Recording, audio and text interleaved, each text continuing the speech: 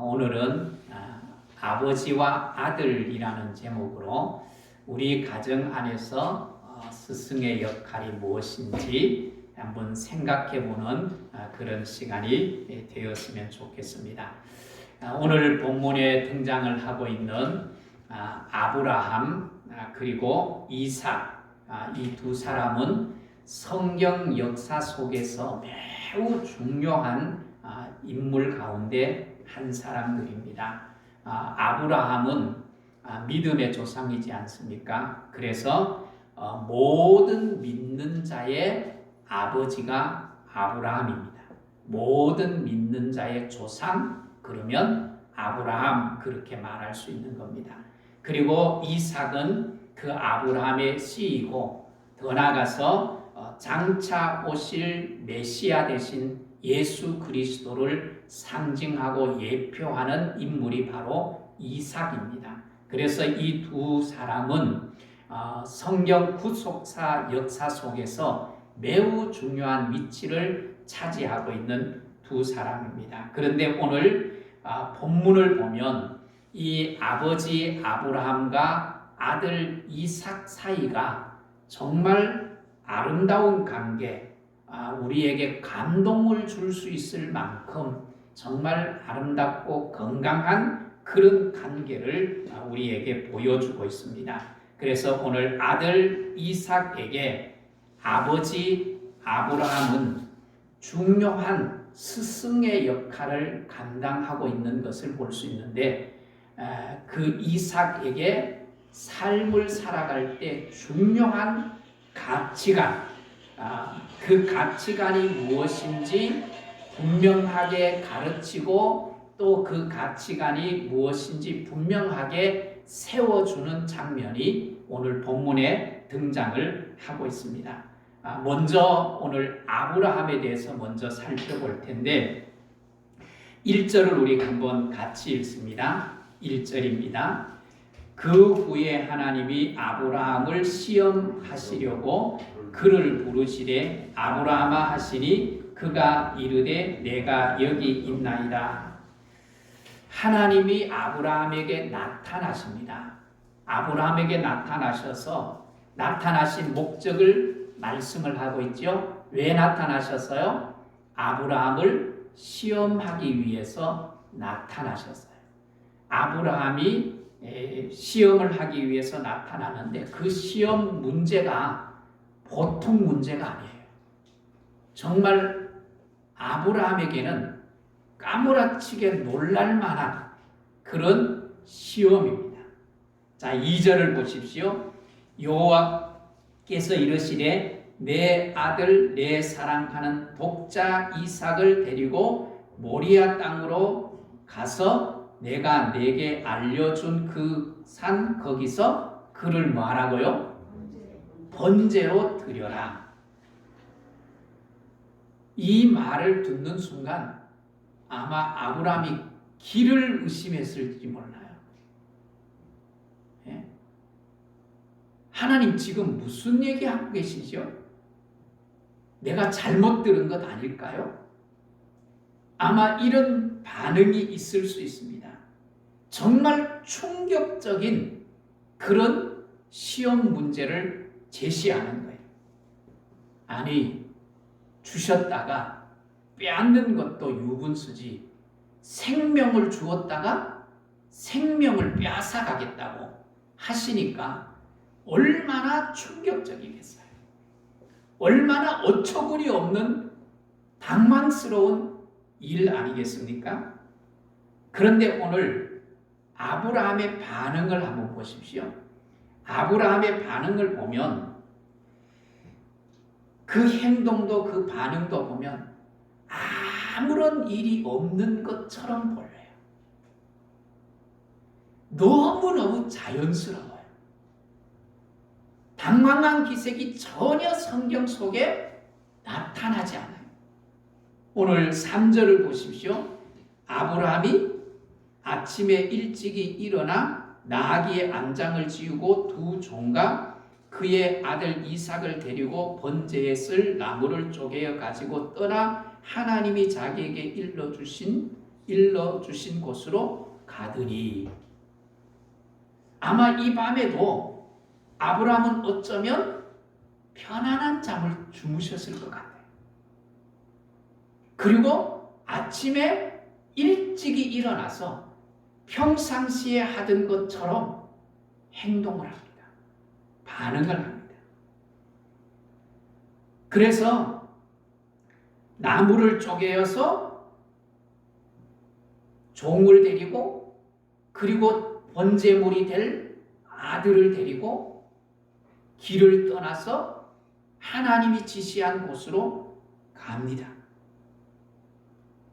지시만 하고 지시만 따르는 것이 아니라 그 지시대로 행동을 해요.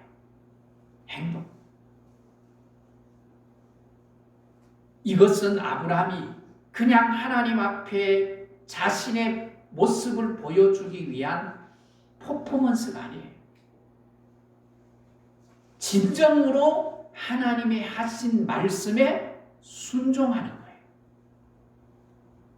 그것이 어디에 나타나는가 하면 9절 10절에 나타납니다. 9절 10절을 한번 보십시오. 하나님이 그에게 일러주신 곳에 이른지라. 행동으로 거기 간 거예요. 하나님이 지시한 곳에 갔어요. 그 다음에 뭐예요? 이에 아브라함이 그곳에 제단을 쌓고 나무를 벌려놓고 그의 아들 이삭을 결박하여 제단 위에 올려놓습니다. 그리고 뭐합니까? 하나님, 이 정도 하면 됐지 않습니까? 그리고 타협하지 않습니다. 뭐합니까? 10절에 보면 손을 내밀어 칼을 잡고 그 아들을 잡으려 하니 그랬어요. 실질적으로 행동을 합니다. 하나님의 말씀하신 대로 행동을 해요. 아브라함에게 이삭이라는 존재는 어떤 존재입니까? 무엇과도 바꿀 수 없는 존재예요. 자신의 생명과도 바꿀 수 있을까요? 없을까요? 자신의 생명과도 바꿀 수 없는 존재가 바로 이삭입니다. 그런데 그 이삭을 드리기 위해서 모리아 산에 간 거예요. 얼마나 귀한 아들입니까? 너무너무 사랑스러운 100세에 낳은 아들이지만 하나님이 아들이냐 나냐 라는 시험 문제 앞에 서슴없이 하나님입니다 라고 말씀을 하는 거예요. 하나님의 말씀보다가 아브라함에게는 우선되는 것이 없다는 것을 이것을 통해서 분명하게 보여주는 거예요. 하나님의 명령이라면 아들까지도 각을 떠서 제단에 올려놓고 불을 태워 드리는 번제물로 드릴 수 있다는 거예요. 이것이 뭐예요? 아브라함이 가지고 있는 신앙적 가치요 우선순위예요. 아브라함의 삶은 분명했었어요. 여러분, 우리가 살아가면서 삶의 가치가 분명하지 않으면 내 삶이 아름답지 못합니다. 우왕좌왕 그리고 혼돈된 삶을 살아갈 수 있습니다. 내 삶이 정리된 삶을 사는 것이 아니라 내 삶의 가치가 분명해야만 내가 그 가치를 따라서 삶으로 말미암아 내 안에 통합된 건강한 삶을 살 수 있고 그 삶을 통해서 또 다른 사람들에게 영향력을 끼칠 수 있는 거예요. 아브라함은 그런 가치가 분명했어요. 하나님이냐 나냐, 하나님이 가장 중요하냐 내가 가지고 있는 가치가 중요하냐 할 때 언제든지 아브라함은 하나님을 택하는 거예요. 그것이 아브라함에게 있어서 삶의 우선순위였고 삶의 가치였어요. 여러분은 어떻습니까? 여러분의 삶에 있어서 여러분의 삶의 가치는 무엇입니까? 우리가 살다가 보면 언제든지 하나님을 택해야 할 때가 있고 내가 바쁜 일들이 있어요. 그럴 때 여러분의 가치에 따라서 여러분의 행동이 달라질 수 있어요. 오늘 내 삶의 분명한 가치와 우선순위를 가지고 살아갈 수 있는 그런 성도들이 되기를 주의 이름으로 축복합니다. 그런 모습들이 자녀들에게 분명하게 보여질 때 자녀들도 그 부모를 보고 분명한 가치관을 가지게 되고 우선순위를 가지게 되어서 삶을 어떻게 해요? 아름답게 살아갈 수 있는 거예요. 부모가 혼란스럽게 살아가면 자신의 삶도 규모 있게 살아가지 못해요. 제가 상담을 배우면서 계속적으로 임상에 참여하면서 느끼는 것이 뭔가 하면 본인들의 임상을 하면서 한결같이 얘기하는 건 자신도 몰라요. 그런데 임상을 하면서 내가 아버지처럼 살았네요. 내가 엄마처럼 살았네요. 그게 통찰이 되는 거예요. 그 말은 뭐예요? 내 삶이 나도 모르게 살아왔다는 거예요. 주어진 삶이기 때문에 어쩔 수 없이 살았다는 거예요. 나도 모르는 사이에 아버지를 싫어하면서 아버지에게 배웠던 가치관을 그 배웠던 삶의 형태를 가지고 또다시 자녀들에게 그걸 또 물려주는 거예요. 그게 우리의. 그래서 우리가 분명한 가치를 세우지 아니하면 우리의 삶이 혼돈스러울 수밖에 없다. 오늘 축복합니다. 우리의 삶의 분명한 가치와 우선순위를 가지고 내 삶을 잘 가꾸어 갈 뿐만 아니라 그 삶을 통해서 자녀들을 잘 가르치고 훈육하고 영향력을 미치는 좋은 스승이 되기를 주의 이름으로 축복합니다. 그 다음에 이삭을 한번 보십시오. 이삭은 이제 막 청소년 시기에 접어들었어요. 15, 16, 17쯤 되는 나이입니다. 자, 오늘 본문에도 보면 6절에 한번 보십시오. 6절에 보면 아브라함이 이에 번제 나무를 가져다가 누구에게 지워요?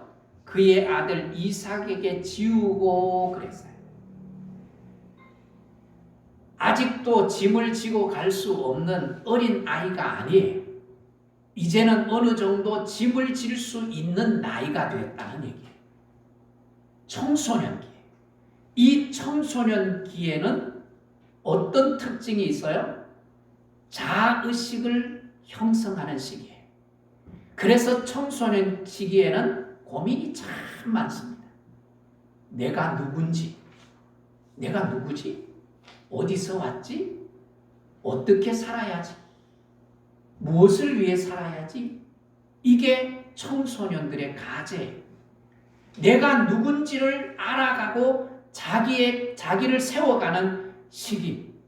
그 시기가 바로 청소년. 다른 말로 하면 인생의 가치관을 세워가고 만들어가는 시기가 청소년 시기예요. 이런 시기에 이삭이 충격적인 사건을 만나지 않습니까? 그 사건이 뭐예요? 그동안 이삭은 얼마나 큰 사랑을 아버지께로부터 받았겠어요. 100세에 낳은 아들이니까 정말 귀하게 자랐을 거예요. 그리고 아브라함은 부자에 관한 자예요. 부자였어요. 그래서 그 이삭이 갖고 싶은 것, 하고 싶은 것이면 무엇이든지 다 해줄 수 있는 그런 환경에서 자랐어요. 정말 부족함이 없는, 경제적으로도 부족함이 없고 사랑으로도 부족함이 없는 경험을 하고 살았어요. 제가 자녀들을 키우면서 가장 아쉬운 것이 뭔가 하면 내 능력이 모자라서 자녀에게 줄 수 없는 안타까움이었어요. 경제적인 안타까움, 또 지식의 부족함으로 인하여 내 왜곡된 사랑의 경험으로 말미암아 왜곡되게 사랑함으로 자녀들에게 상처를 주고 그 아픔을 주었던 그런 부분들이 제 마음을 아프게 만들어요. 지금은 그걸 고치기 위해서 애를 쓰지만, 그런데 이 아브라함은 줄 수 있는 것은 다 줄 수 있는 그런 환경 속에서 이삭이 자라난 거예요. 그런 사랑을 받다가 오늘 본문에 보십시오. 그런 아버지가 갑자기 자기를 묶고 제단에 올려놓고 칼로 자기를 찌르려고 하는 거예요. 얼마나 충격적이었겠어요. 그 아버지가 이해가 됐을까요? 안 됐을까요? 이해가 안 됐을 거예요. 그런데 아마 이삭은 그동안 아버지를 지켜보면서 아버지를 따르면서 하나님이 어떤 하나님인지 어렴풋이 알았을 거예요. 제사가 무엇인지, 제사가 의미하는 하나님께 드리는 제사의 의미가 무엇인지 알았을 거예요.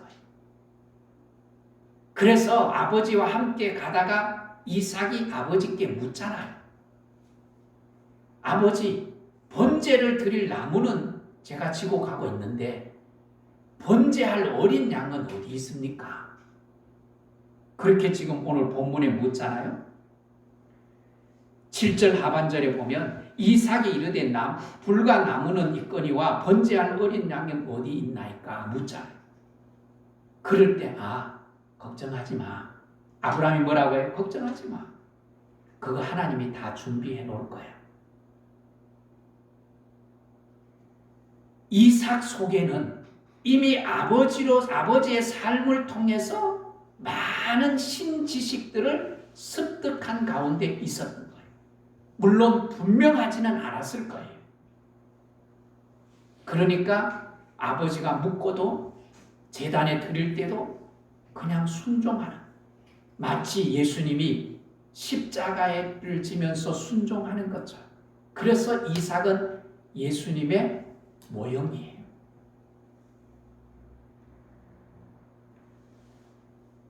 이 사건을 통해서 충격적인 사건이지만 이 사건을 통해서 아브라함에게서 이삭은 하나님이 어떤 존재인지 또 그 의미가 무엇인지 분명하게 깨달았을 거예요. 아버지 아브라함에게 있어서 가장 소중히 여기고 가장 가치 있는 것이 무엇이라는 것을 이 사건을 통해서 이삭은 경험하게 됩니다. 그래서 하나님에 대한 바른 자세가 무엇인지 이삭의 가슴에 하나님에 대한 신지식, 하나님에 대한 지식을 이 가슴에 담는 거예요. 자, 12절을 한번 보십시오. 12절을 보면 같이 한번 읽겠습니다. 사자가 이르되 그 아이에게 내 손을 대지 말라. 그에게 아무 일도 하지 말라. 내가 내 아들 내 독자까지도 내게 아끼지 아니하였으니 내가 이제야 내가 하나님을 경외하는 줄 아노라.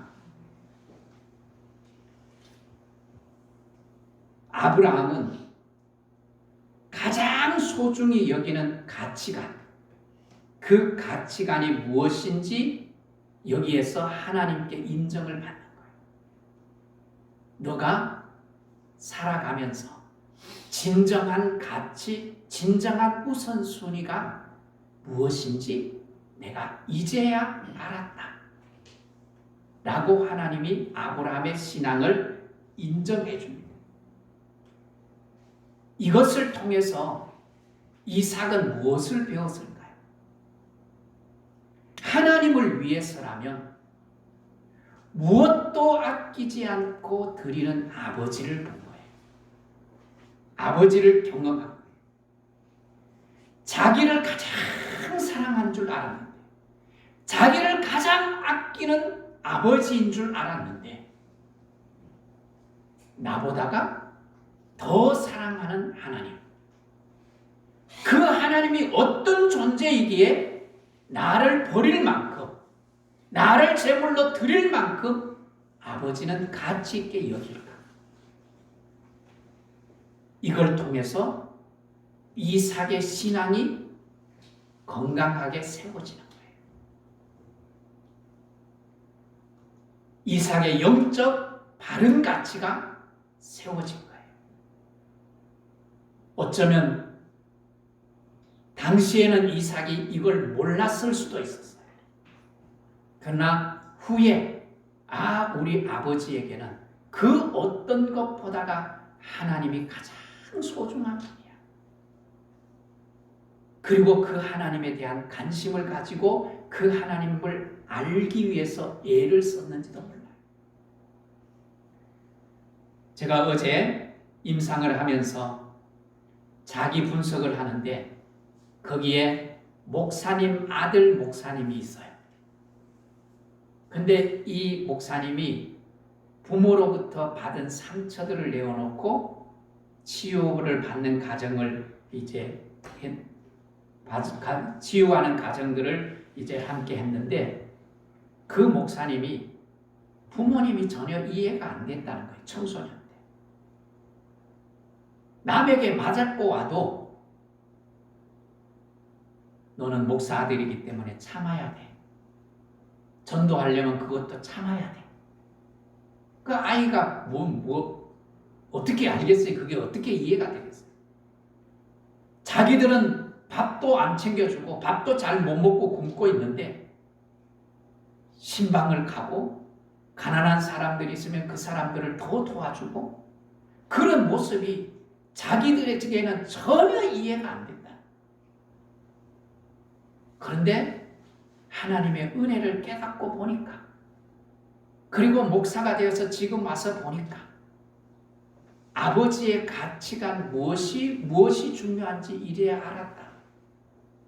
그 하나님이 왜 내 인생 속에서 중요한 하나님이었지 이제 알았다. 라고 고백을 하는 거예요. 이삭이 바로 그 아버지의 삶을 통해서 그 아버지의 가치관을 그대로 답습하고 경험하는 거예요. 이 경험을 통하여서 아브라함의 가문이 어떤 가문이 됩니까? 믿음의 가문으로 세워지게 됩니다. 하나님이 성경에 보면 하나님이 자신을 계시해요. 자신을 계시할 때 하나님이 이렇게 표현하는 구절들을 여러분 성경을 읽으면서 많이 만나게 되지요. 나는 너의 조상의 하나님이니 아브라함의 하나님, 이삭의 하나님, 야곱의 하나님이니라. 이런 성경 구절을 많이 만나요? 못 만나요? 많이 만나요. 여러분, 하나님이 아브라함의 하나님, 이삭의 하나님, 야곱의 하나님이라 불리는 것은 그 의미가 매우 중요합니다. 제가 여러 번 강조를 했지만 이 말씀은 하나님이 살아계심을 증명하는 말씀이라고 말씀을 드렸어요. 아브라함이 죽고 이삭이 죽고 야곱이 죽어도 하나님은 아브라함 때의 하나님이었고 이삭 때에도 하나님이었고 야곱 때에도 하나님 살아계시는 하나님이에요. 또 다른 의미가 뭘까요? 또 다른 의미는 믿음의 가문이 세워졌다는 얘기예요. 아브라함이 섬기던 하나님이 누구의 하나님이 되었다는 거예요?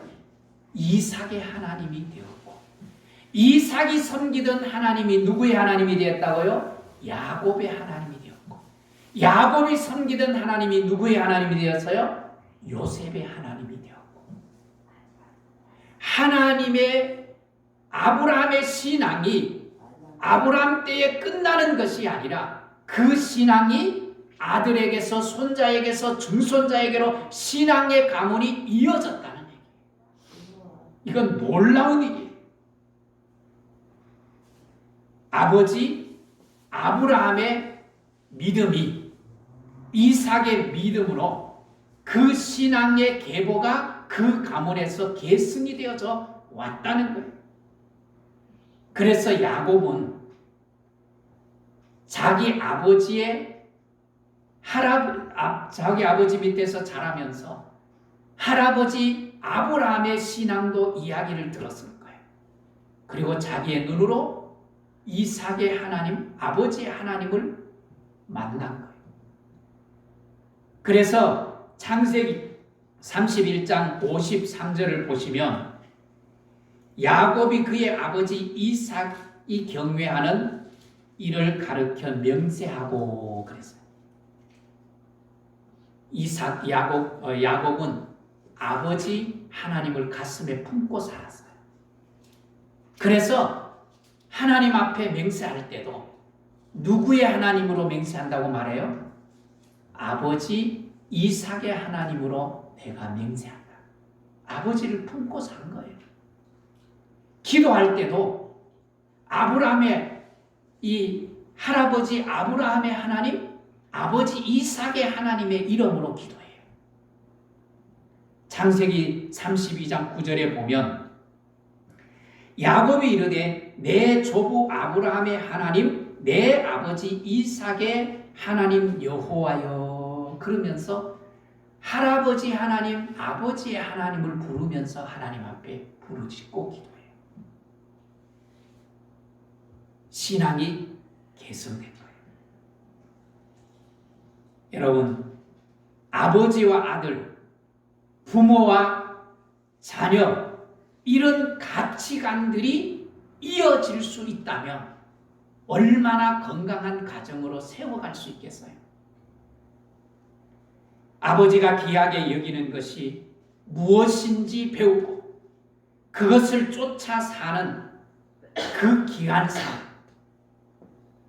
그것을 통해서 정말 좋은 가문을 이루어가는 거예요. 아버지가 가지는 가치관이 분명하고 그 가치관이 고귀하고 소중하다는 것을 알지만 나는 그렇게 살고 싶지 않을 수도 있잖아요. 그것을 버릴 수도 있잖아요. 그런데 아브라함의 가문은 그것을 지켜내는 거예요. 오늘 여러분, 이런 분명한 가치를 우리가 이어간다면 우리의 자녀들을 성공적으로 가르칠 수 있는 거예요. 성공적인 신앙교육, 가치관 교육을 할 수 있는 거예요. 그리고 아름다운 가정을 이룰 수 있는 거예요. 사실 가장 중요한 교육은 가정에서 이루어지는 거예요. 그래서 가장 중요한 선생님, 부모예요.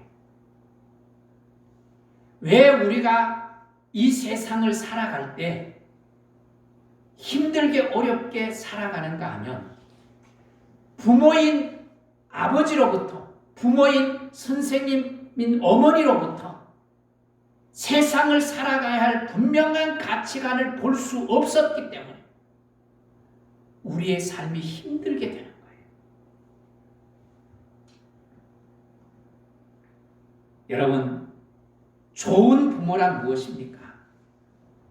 물질을 많이 남겨주는 부모가 아닙니다. 좋은 부모란 바른 가치관을 배우게 하는 것. 그래서 무엇이 중요하냐? 어디에 내가 무게를 두고 살아가야 하느냐? 인생의 우선순위는 무엇인가? 그런 모든 것들을 가정에서 배울 수 있어야 돼요. 학교에서는 그걸 안 가르쳐줘요. 학교에서는 지식 교육만 하는 거예요.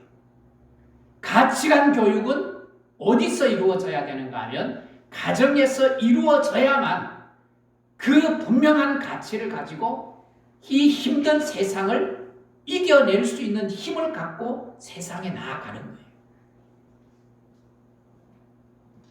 그래서 아무리 힘들어도 반드시 넘어가야 하는 것이 있게 마련인데 돈이 없어도 이것만큼은 해야 하는 것들이 있습니다. 그것이 뭘까요? 가치관 교육이에요. 그것이 뭔가 하면 우선순위의 삶을 가르쳐 주는 거예요. 여러분은 어떻습니까? 여러분은 자녀들을 제대로 가르쳐 왔습니까?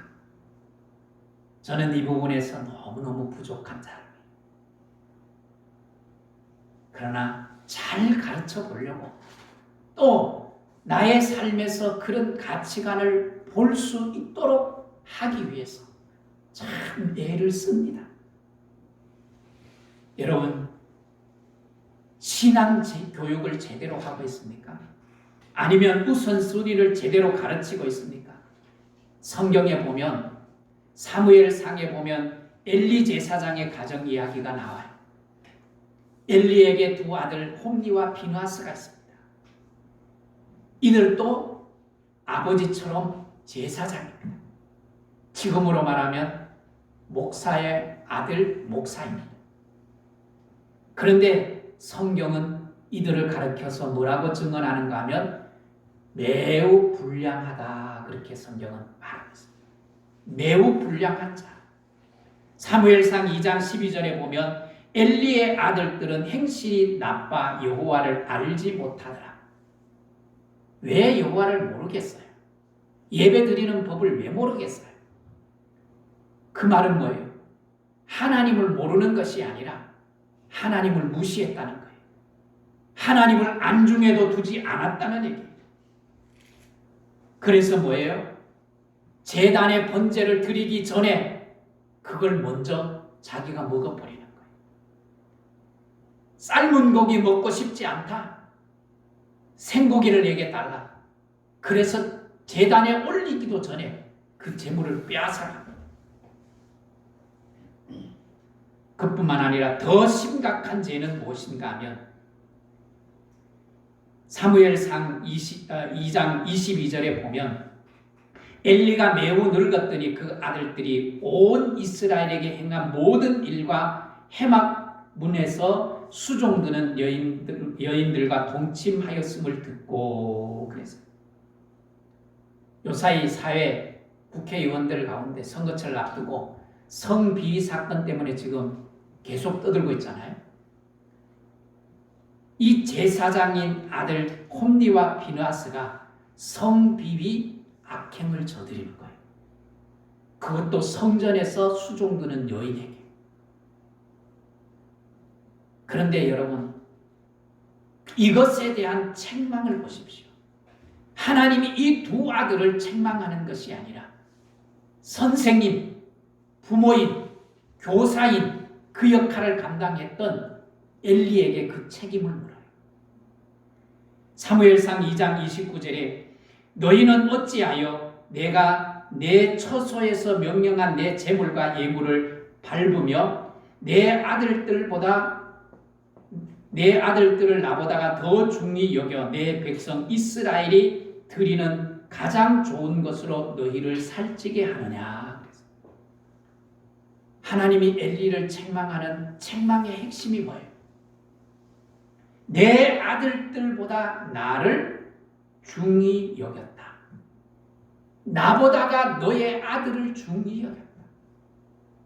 그러면서 책망하시는 거예요. 아들을 잘못 기른 책망을, 그 문책을, 책임을 누구에게 물어요? 아버지에게 묻고 부모에게 묻는 거예요. 우리도 하나님 앞에 가면 분명히 우리의 자녀들에 대한 책임을 물으실 거예요. 여러분, 아브라함은 이삭에게 놀라운 가치관 교육을 했습니다. 신앙 교육을 했습니다. 아니, 그것을 몸으로 보여준 거예요. 하나님의 말씀보다가 우선순위가 없음을 깨우쳐 준 것입니다. 말이 아닌 삶으로 보여주었고 그 삶을 고스란히 이삭의 가슴에 담았고 이삭 역시도 그 삶을 살았고 그 삶을 또 누구에게 물려줬어요? 야곱에게, 야곱은 요셉에게. 그래서 건강하고 좋은 믿음의 가문을 만들어낸 거예요. 오늘 우리들도 이 성경적 가치관을 자녀들에게 내가 분명히 세울 뿐만 아니라 이것을 자녀들에게 물려줄 수 있는 믿음의 성도들이 될 수 있기를 주의 이름으로 축복합니다. 축복합니다.